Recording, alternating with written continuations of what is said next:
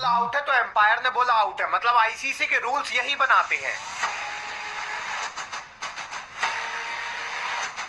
ये वो समय था जब रिकी पॉन्टिंग के रन सचिन तेंदुलकर से ज्यादा थे, मतलब ये कितने पीक पर चले गए थे। एम्पायर ने यहाँ पॉन्टिंग को आउट दिया, लेकिन वो मैदान से जाने के लिए ही मना कर देते हैं, कहते हैं उखाड़ना है जो उखाड़ लो। और इस तरीके से होता है सीगो किंग का राइज।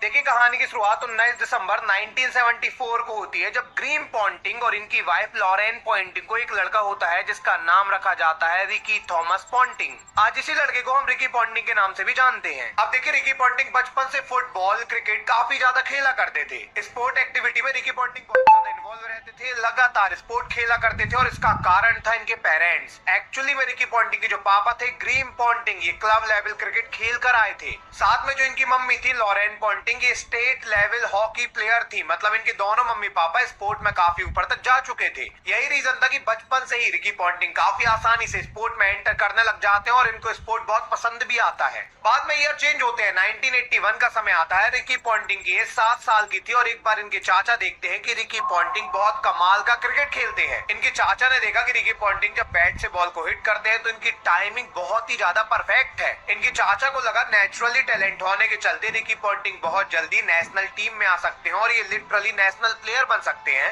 अब इनके चाचा को ऐसा ही नहीं लग रहा था कि रिकी पॉन्टिंग नेशनल प्लेयर बन सकते हैं, इनके चाचा खुद नेशनल प्लेयर थे। इनके चाचा का नाम ग्रेग चैंपबेल था और ये खुद नेशनल टीम में 12 ओडीआई मैच खेल कर आए थे, लिटरली ऑस्ट्रेलिया की नेशनल टीम में। अब ऐसे में इनके चाचा को पूरी प्रोसेस पता थी कि कैसे एकेडमी में जाना है, लेवल क्रिकेट खेलना है, उसके बाद किस तरीके से फर्स्ट क्लास में जाना है और नेशनल टीम में डेब्यू करना है। यही कारण था कि इनके चाचा ने जब इनके पापा से बोला तो इनके पापा ने बिना किसी झिझक के इनको एकेडमी में डाल दिया।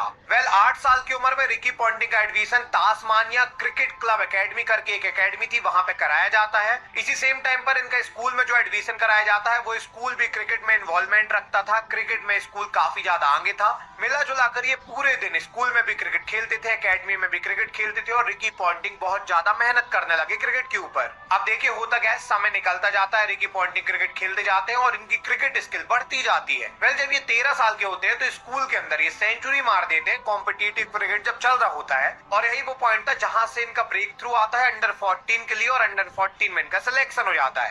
अंडर 14 में लगातार रन बनाते हैं तो इनका नाम अंडर 16 में आ जाता है। अंडर 16 के अंदर रिकी पॉन्टिंग जो थे ऐसी बैटिंग करते हैं, लगातार रन बनाते हैं कि इनको कैप्टन बना दिया जाता है। अब देखिए अंडर 16 में लगातार परफॉर्म कर रहे थे, कैप्टन बन चुके थे और इसी के चलते अंडर 19 में भी इनका नाम आया और वहां भी कैप्टन बन गए। देखते देखते 1992 का समय आया और इनका डेब्यू फर्स्ट क्लास क्रिकेट में हो गया। अब देखिए जब इनका फर्स्ट क्लास में डेब्यू हुआ था, जब इनकी उम्र सिर्फ 17 साल थी, ये जिस स्टेट में रहते थे उसका नाम तास्मानिया था और ये सबसे यंगेस्ट खिलाड़ी बने थे उस स्टेट के जो फर्स्ट क्लास में डेब्यू कर चुके थे।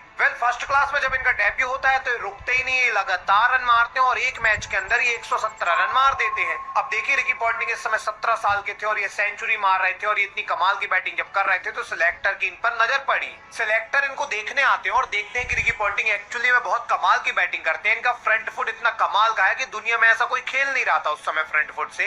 यही सारी चीजें देखकर सिलेक्टर को लगता है कि इनको टीम में लेना ही चाहिए। एंड सिलेक्टर के साथ ही रॉड मार्स और ग्रेग चैपल भी आए थे इनको देखने के लिए। और रॉड मार्स, ग्रेग चैपल जो थे ऑस्ट्रेलिया के लेजेंडरी प्लेयर उस समय बन चुके थे। देखिए जो ग्रेग चैपल थे इनके चाचा नहीं थे, इनके चाचा जो थे ग्रेग चैंपबेल थे, ग्रेग चैपल थे, मतलब ये अलग खिलाड़ी थे और इन्होंने 50 से ज्यादा के एवरेज से ऑस्ट्रेलिया के लिए रन बनाए थे। एंड ये इतने बड़े खिलाड़ी सिलेक्टर के साथ ये देखने आते हैं, ये रिकी पॉन्टिंग को देखते हैं और देखते ही साथ कहते हैं कि ये लड़का जो ये 100 टेस्ट मैच पक्का खेलेगा नेशनल टीम से। इन्होंने बोला इस लड़के में मुझे पोटेंशियल दिख रहा है, ये 100 टेस्ट मैच खेलेगा, बहुत बड़ा खिलाड़ी बनेगा, ये आप लिख के ले लो। ये चीज जब रिकी पॉन्टिंग को पता लगती है तो उनका कॉन्फिडेंस बहुत ज्यादा हाई हो जाता है। उनको लगता है कि ये तो अब कमाल ही करने वाले हैं। एंड ये चीज सिलेक्टर जैसे सुनते हैं उनको भी कॉन्फिडेंस आ जाता है कि ये लड़का फोड़ने वाला है, तो वो उसको नेशनल टीम में डाल देते हैं। और यही वो मूवमेंट था जब रिकी पॉन्टिंग ऑस्ट्रेलिया की नेशनल टीम में डेब्यू कर जाते हैं।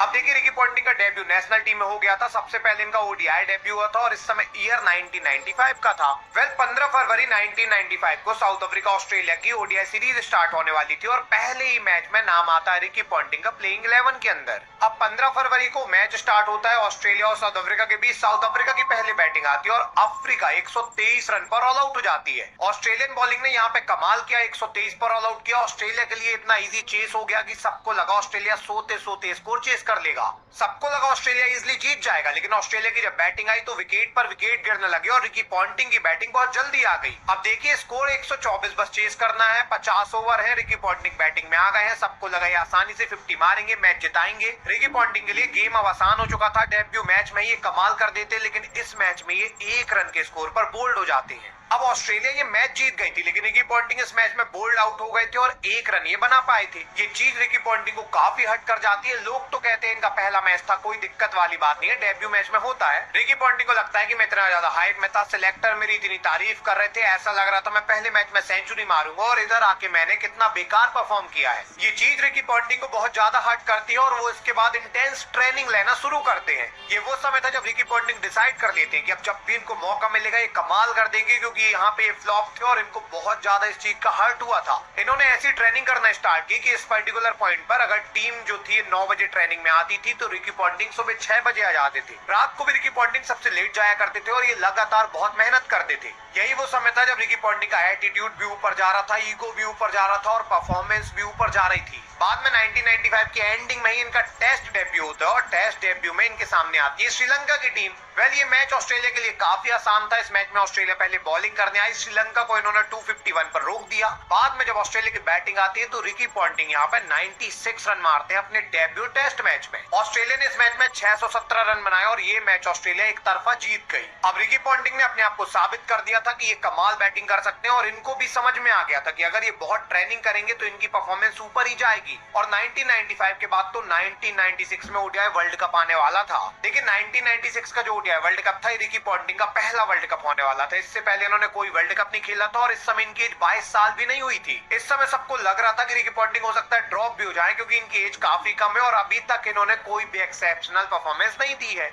इस वर्ल्ड कप में ड्रॉप हो तो सकते थे, लेकिन इस वर्ल्ड कप के जस्ट 15 दिन पहले क्या होता है कि श्रीलंका के साथ ऑस्ट्रेलिया का एक मैच होता है। इस मैच में ऑस्ट्रेलिया की पहले बैटिंग आती है और ऑस्ट्रेलिया का कोई भी खिलाड़ी नहीं चलता, कोई रन बनाता ही नहीं है। बट इस मैच में रिकी पॉन्टिंग अकेले 123 रन मार के जाते हैं। ऑस्ट्रेलिया की पूरी टीम 213 रन बनाती है, जिसमें 123 रन रिकी पॉन्टिंग के थे और यही वो मोमेंट था जिसके बाद वर्ल्ड कप स्क्वाड में इनका नाम आना तय हो गया था। बाद में 1996 की जब वर्ल्ड कप स्क्वाड आती है तो इनका नाम 15 में भी आता है, 11 में भी आता है। क्लियर हो जाता है कि ये मिडिल ऑर्डर में लगातार आएंगे। बाद में पूरे 1996 वर्ल्ड कप में ऑस्ट्रेलिया काफी बढ़िया परफॉर्म करती है और ये सेमीफाइनल तक पहुंचते हैं। सेमीफाइनल में काफी क्लोज मैच है, वेस्ट इंडीज से 5 रन से जीत जाते हैं और फाइनल में एंटर कर जाते हैं। फाइनली 17 मार्च 1996 को फाइनल स्टार्ट होता है श्रीलंका के बीच ऑस्ट्रेलिया के बीच। इस मैच में ऑस्ट्रेलिया की पहले बैटिंग आती है। ऑस्ट्रेलिया की पूरी टीम 214 रन बस बना पाती है, जिसमें रिकी पॉन्टिंग के 45 रन थे, मतलब काफी कमाल की इनिंग इनकी आई थी। हालांकि बाद में श्रीलंका ने इस स्कोर को चेस किया और श्रीलंका जीत गई 1996 का वर्ल्ड कप। अब देखिए श्रीलंका ने वर्ल्ड कप तो जीत लिया था, लेकिन रिकी पॉन्टिंग ने डिसअपॉइंट नहीं किया था। इन्होंने लगातार परफॉर्म किया था पूरे वर्ल्ड कप के अंदर। 1996 वर्ल्ड कप में रिकी पॉन्टिंग ने 7 मैच खेले थे, 229 रन बनाए थे और इनका जो एवरेज था 32.71 का था। कमाल बात ये थी कि ऑस्ट्रेलिया टीम के लिए सेकेंड मोस्ट रन गेटर थे पूरे इस वर्ल्ड कप में। अब आप सोचिए कि ऑस्ट्रेलिया की टीम वर्ल्ड कप के फाइनल तक जाती है और ऑस्ट्रेलिया से पूरे वर्ल्ड कप के अंदर मोस्ट रन गेटर की लिस्ट में सेकेंड नंबर में रहते हैं रिकी पॉन्टिंग। एक ऐसा लड़का जो 22 साल का भी नहीं है, वो अगर इतने रन बना रहा है तो सबको समझ में आ गया था कि ये फ्यूचर होने वाला है। सबको समझ में आ गया था कि रिकी पॉन्टिंग अब टीम में फिक्स हो जाएंगे और ये कमाल करने लग जाएंगे, लेकिन ये इतना आसान नहीं था।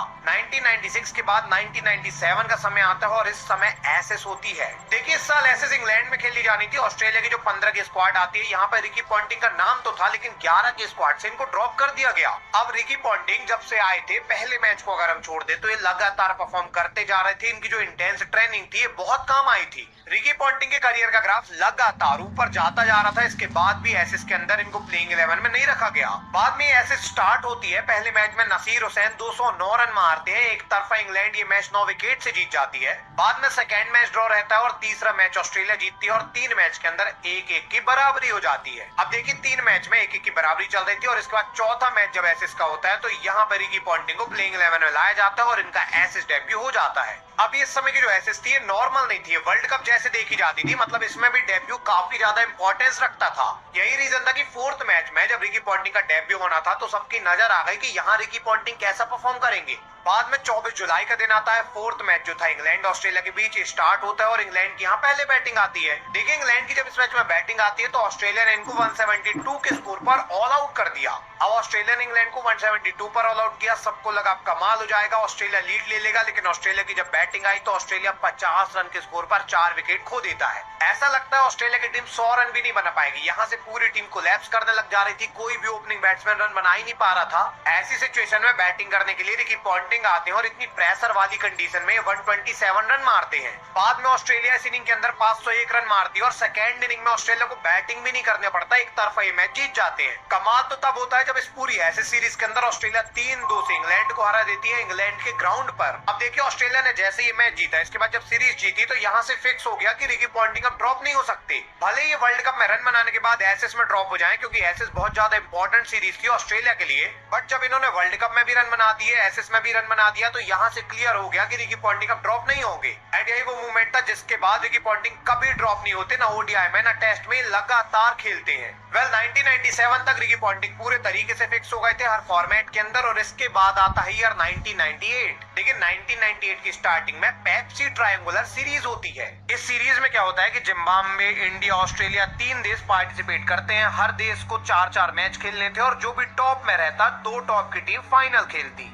इसी सीरीज का एक मैच 11 अप्रैल 1998 को होता है। ये मैच जिम्बाब्वे का ऑस्ट्रेलिया के साथ था। इस मैच में पहले बैटिंग ऑस्ट्रेलिया की आई थी और एडम गिलक्रिस्ट जो थी 1 रन के स्कोर पर आउट हो गए थे।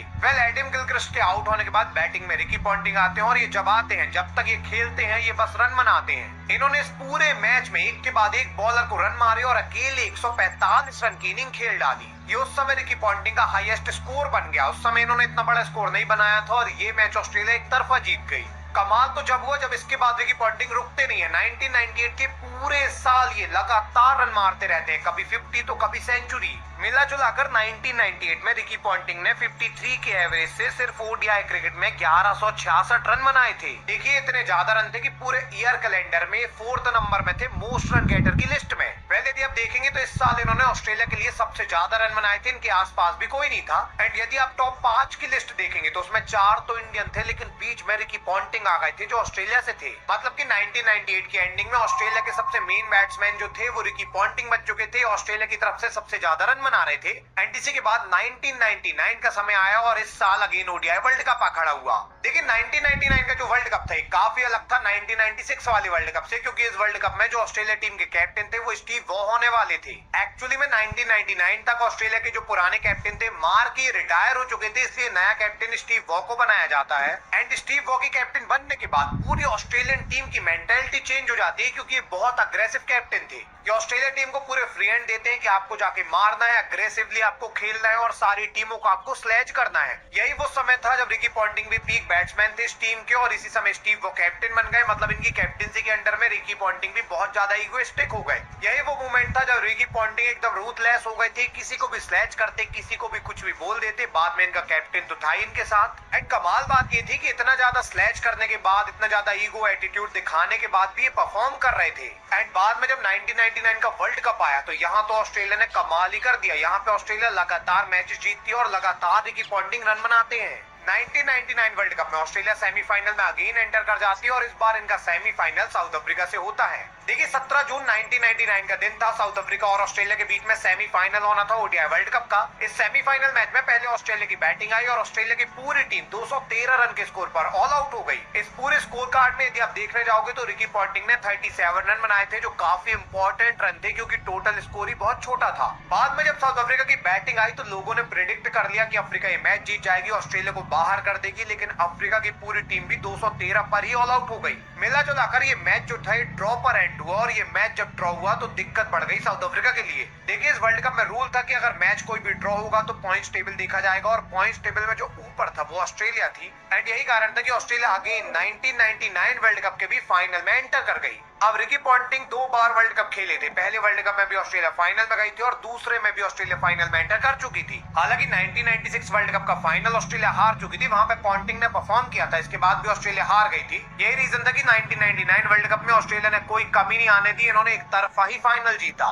इस फाइनल में अकेले शेन वॉर्न ने ऐसी बॉलिंग की कि इन्होंने पाकिस्तान को एक तरफा ढेर कर दिया और एक तरफा ये मैच जीत के ऑस्ट्रेलिया जीत गई सेकेंड टाइम अपना वर्ल्ड कप। अब देखिए इस पूरे वर्ल्ड कप में ऑस्ट्रेलिया ने अच्छा परफॉर्म किया था, ऑस्ट्रेलिया वर्ल्ड कप जीत गई थी और रिकी पॉन्टिंग ने 354 रन बनाए थे। इस वर्ल्ड कप के अंदर ये 7th मोस्ट रन गेटर थे और ऑस्ट्रेलिया के लिए 3rd मोस्ट रन गेटर थे, मतलब ये लगातार रन बना रहे थे। इवन वर्ल्ड कप बस नहीं, पूरे साल के अंदर भी इन्होंने 1000 से ज्यादा रन बनाए थे। 1999 में अगेन ये लगातार दूसरा साल था जब इनके रन जो थे 1000 से ज्यादा थे और ये चीज बता रही थी कि कहां जा रहे हैं। रिकी पॉन्टिंग का लगातार राइज ही होता जा रहा था, ये पीक में ही जाते जा रहे थे क्योंकि हर साल ये 1000 से ज्यादा रन बना रहे थे, ऑस्ट्रेलिया के लिए सबसे ज्यादा रन बना रहे थे। ये चीज बता रही थी कि आने वाले टाइम में ऑस्ट्रेलिया के बहुत बड़े लेजेंड बन जाएंगे क्योंकि अभी ये लगातार ऑस्ट्रेलिया के लिए इतने रन बना रहे हैं। एंड 1999 का वर्ल्ड कप हुआ ही था कि ईयर 2000 का आया और यहाँ पे बीजीटी होने लग जाती है। देखिए इस साल बीजीटी में इंडिया को ऑस्ट्रेलिया खेलने जाना था और इंडिया जब ऑस्ट्रेलिया खेलने जाती है तो रिकी पॉन्टिंग यहाँ पे कमाल की बैटिंग करते हैं। इस पूरी बीजीटी के अंदर मानो ऑस्ट्रेलिया इंडिया की सिर्फ बेइज्जती करती है और ये हमें देखने को मिलता है जब 2 जनवरी को एक मैच होता है।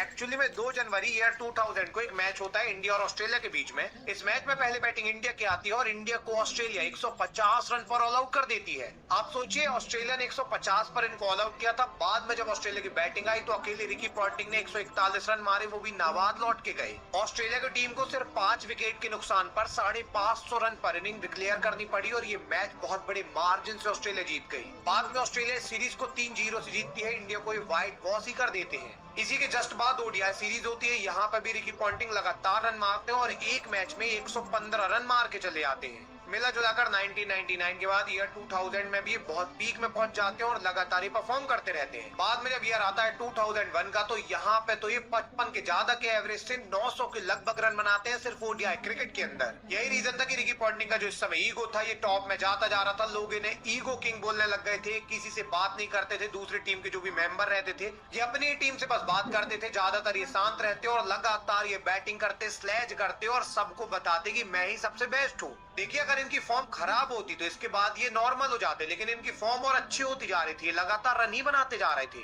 यही रीजन था कि और इगोइस्टिक होते जा रहे थे और ज्यादा एटीट्यूड में आते जा रहे थे। एंड ये तो अभी सब नॉर्मल था क्योंकि 2001 के बाद 2002 का समय आया और इस समय ऑस्ट्रेलियन मैनेजमेंट ने कुछ अलग ही कर दिया। एक्चुअली में साल 2002 का चल रहा था और यहाँ पे क्या होता है कि स्टीव वॉ की कैप्टेंसी में ऑस्ट्रेलिया जो है ओडीआई सीरीज हारने लग जाती है। अब ऑस्ट्रेलिया जो है टेस्ट में ऊपर जाती जा रही थी लेकिन ट्राई नेशन सीरीज के फाइनल में नहीं पहुंच पाए थे। ऑस्ट्रेलियन मैनेजमेंट को लगा अगर ऑस्ट्रेलिया ट्राई नेशन सीरीज के फाइनल में नहीं पहुंच पा रही है तो ये वर्ल्ड कप के फाइनल में कैसे पहुंचेंगे जो अगले ही साल 2003 में होना है। अगर ऑस्ट्रेलिया 3 देश में ही फाइनल में नहीं है तो ऑस्ट्रेलिया 10 देश में कैसे ही फाइनल में पहुंच पाएगा। यही कुछ सोचकर ऑस्ट्रेलियन मैनेजमेंट ने स्टीव वॉ को ओडीआई कैप्टेंसी से हटाया और यहाँ पे कैप्टन बनाया गया रिकी पॉन्टिंग को। अब Ricky Ponting all format captain नहीं बने थे, 2002 में सिर्फ ओडीआई के कैप्टन बने थे। टेस्ट के कैप्टन ये बाद में बने क्योंकि टेस्ट के अंदर स्टीव वॉ काफी अच्छी कैप्टनसी कर रहे थे तो वही कैप्टन थे। वेल रिकी पॉन्टिंग को जब कैप्टन बनाया जाता है ना ओडीआई का तो स्टीव वॉ जो इनके पुराने कैप्टन थे कहते हैं कि रिकी पॉन्टिंग की कैप्टनसी में ऑस्ट्रेलिया सबसे ज्यादा डोमिनेटिंग टीम होगी। इन्होंने ऐसा इसलिए बोला क्योंकि रिकी पॉन्टिंग बहुत ही ज्यादा अग्रेसिव कैप्टन थे, ऐसा कैप्टन दुनिया में कभी नहीं आया था। मोटा मोटा आप कह सकते हैं कि सबसे ज्यादा स्लेजिंग वाले पर्सन को, सबसे ज्यादा ईगो वाले पर्सन को अभी लीडर बना दिया गया था, जो एज अ प्लेयर तो बहुत ज्यादा कामयाब था, बस एज अ लीडर सबको देखना था। सबको देखना था कि एज अ लीडर ये कैसा कामयाब होगा और ये ऐसा कामयाब हुआ कि 2003 का जब वर्ल्ड कप आया तो ऑस्ट्रेलिया ने तबाही मचा दी। देखिए 2003 का जब वर्ल्ड कप आता है तो ऑस्ट्रेलिया टीम कोई कसर नहीं छोड़ती, एक के बाद एक मैच ये लगातार जीतते हैं, 5 में से 5 मैच ये जीत जाते हैं पॉइंट्स टेबल के अंदर। ऑस्ट्रेलिया इस सीजन एक तरफा डोमिनेट करती है और सेमीफाइनल में एंटर कर जाती है। बाद में 18 मार्च का दिन आता है, ऑस्ट्रेलिया का श्रीलंका के साथ सेमीफाइनल मैच स्टार्ट होता है और इस मैच में जब ऑस्ट्रेलिया की पहली बैटिंग आई तो ऑस्ट्रेलिया 212 रन बस बना पाई। अब इस मैच में एक्चुअली में श्रीलंका ने कमाल किया था, इन्होंने एडम गिलक्रिस्ट को भी रोक लिया था, रिकी पॉन्टिंग को तो इन्होंने 2 रन के स्कोर पर ही आउट किया था। ये कमाल का मौका था जब श्रीलंका ऑस्ट्रेलिया को हरा के बाहर कर देता, इनका विनिंग रथ रोक देता, लेकिन यहाँ पे जब ऑस्ट्रेलिया की बॉलिंग आई तो उन्होंने एक तरफा ही मैच जीत लिया। एक्चुअली में समय रिकी पॉन्टिंग तो पीक पर थे ही, लेकिन पूरी ऑस्ट्रेलिया की टीम ही पीक में थी। जैसे इनकी बैटिंग इस मैच में चोक कर गई थी, लेकिन इनकी बॉलिंग कमाल कर देती है। इनकी बॉलिंग में इस समय ब्रैडली थे, इस समय मैग्राथ थे और ये दोनों इस मैच में यदि आप देखोगे तो कमाल कर चुके थे। इनकी इकोनॉमी 2 की भी नहीं थी। मिला जुलाकर 2003 वर्ल्ड कप के फाइनल में ऑस्ट्रेलिया पहुंच चुकी थी और इनके साथ फाइनल में पहुंच गई थी इंडिया।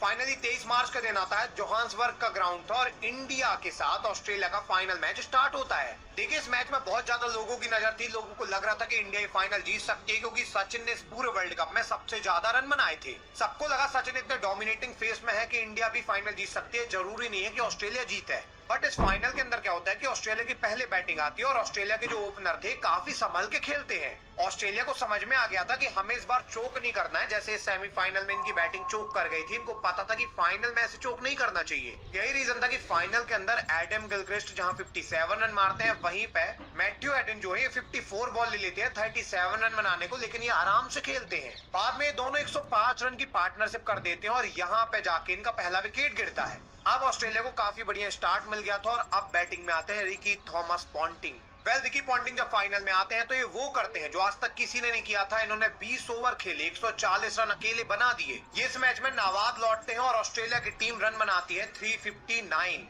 देखिए, इंडिया ने इससे पहले कभी भी 360 रन इतिहास में चेस नहीं किए थे और ये तो वर्ल्ड कप का फाइनल था। फाइनल का इस समय इतना प्रेशर था कि यहाँ पे सबकी उम्मीदें टूट गई। बाद में जब सचिन बैटिंग करने आए तो ये भी 5 रन बना पाए और इंडिया ये फाइनल हार गई। वैसे फाइनल ऑस्ट्रेलिया जीतती है और ये अपना 3rd वर्ल्ड कप उठा लेते हैं। अब देखिए, ऑस्ट्रेलिया ने लगातार दूसरा वर्ल्ड कप जीता था। ओवरऑल ये 3 वर्ल्ड कप जीत चुके थे। कमाल बात तो थी कि रिकी पॉन्टिंग ने 3 वर्ल्ड कप खेले थे और तीनों वर्ल्ड कप फाइनल में ऑस्ट्रेलिया गई थी और 2 वर्ल्ड कप ये जीत चुके थे। इवन इस वर्ल्ड कप में तो ये कैप्टन थे और एज अ कैप्टन बिना मैच हारे इनकी टीम वर्ल्ड कप जीत गई। इवन ये मैन ऑफ द मैच बन गए। मतलब इतनी सारी चीजें हो गई कि रिकी पॉन्टिंग के आसपास इस समय 2003 में कोई भी नहीं था। ये इतने ज्यादा इस समय टॉप में चले गए कि लोग कहने लग गए कि फाइनल में रिकी पॉन्टिंग ने स्प्रिंग वाला बैट यूज किया था। लोग कहने लगे कि ऐसा कैसे हो सकता है कि कोई बैट्समैन खेलने आता है और आउट ही नहीं होता, पूरा खेल के जाता है, 140 रन मार के जाता है। आप सोचिए, एक बैट्समैन का इतना पीक आता है कि लोग भरोसा ही नहीं करते कि ऐसा हो भी सकता है। इवन इनके बैट को इस समय कूका पूरा स्पॉन्सर करता था और उसकी सेल एक दिन के अंदर ही 10 करोड़ रुपए की हो जाती है। जैसे रिकी पॉन्टिंग 140 रन मारते हैं, कूका पूरा रिकी पॉन्टिंग को 1 साल के लिए 5 करोड़ रुपए देती है कि आप हमारा बैट यूज करो, 5 करोड़ रुपए हमसे ले लो। ये वो समय था जब सचिन तेंदुलकर सबसे ज्यादा चार्ज करते थे 2.5 करोड़ रुपए और रिकी पॉन्टिंग को 5 करोड़ रुपए दिए गए। जब एक इगोइस्टिक पर्सन परफॉर्म करता है उसके बाद उसे लगातार मौके दिए जाते हैं, वो और अच्छा परफॉर्म करता है, दुनिया का बेस्ट बैट्समैन बन जाता है। बाद में उसको लीडर बनाया जाता है और लीडिंग में भी वो ऐसा परफॉर्म करता है कि वो दुनिया का बेस्ट कैप्टन बन जाता है। उसकी टीम भी बहुत पीक में चली आती है तो उसका ईगो इतना ज्यादा ऊपर चला जाएगा कि आने वाले टाइम में वो गैंगस्टर बन जाएगा। एंड यही चीज होने वाली थी अभी रिकी पॉन्टिंग के साथ, जिसकी बात हम पार्ट 2 में करेंगे। 2003 तक रिकी पॉन्टिंग दुनिया के बेस्ट बैट्समैन बन गए थे, बेस्ट कैप्टन बन गए थे, जिन्होंने एक बार वर्ल्ड कप में कैप्टेंसी की और बिना हारे वर्ल्ड कप जिता दिया। इस समय रिकी पॉन्टिंग के आसपास कोई भी नहीं था, लेकिन 2003 तक तो इनका राइज बस हुआ था, क्योंकि 2003 से लेकर 2007 तक इन्होंने आईसीसी के रूल को भी चेंज किया, इन्होंने चीटिंग भी की और इसके बाद ये लेजेंडरी खिलाड़ी बनके रिटायर हुए। इसकी बात हम अगले पार्ट में करेंगे 2003 से आगे की, 2011 तक की। तब तक के लिए आप चैनल को सब्सक्राइब कर दीजिएगा, बैड कमेंट्स की ये वीडियो देख लीजिएगा।